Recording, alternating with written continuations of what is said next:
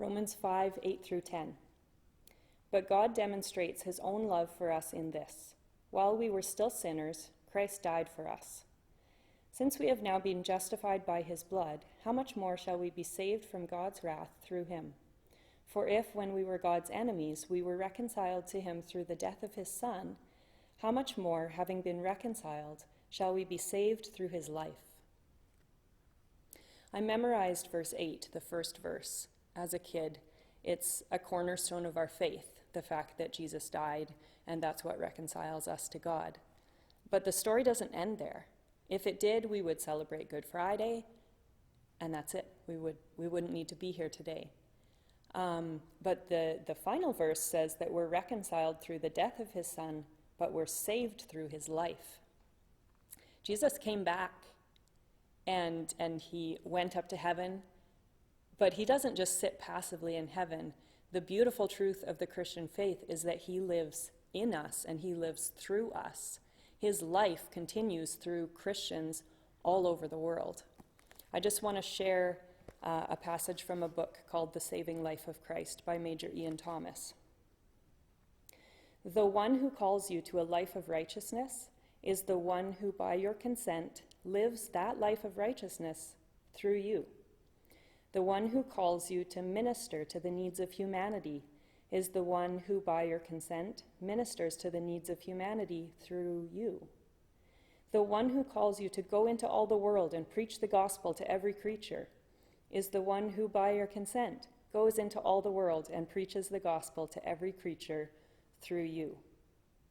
Jesus is alive, and he lives in us and through us. So let's remember that Jesus died, but we have a living hope.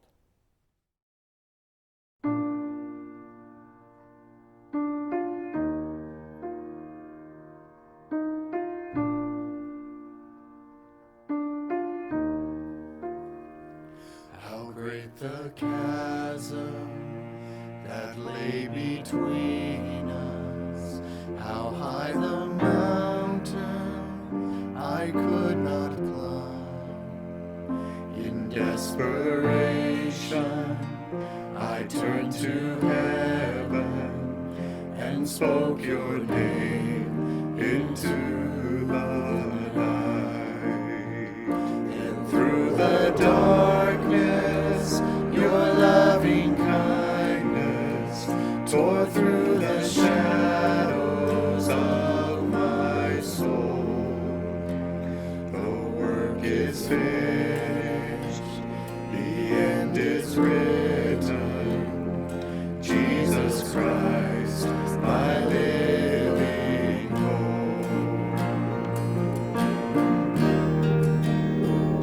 Who could imagine so great a mercy? What heart could fathom such boundless grace? The God of ages stepped down from glory to wear my sin and bear my shame. The cross has spoken, I am forgiven. The King of Kings calls me his own.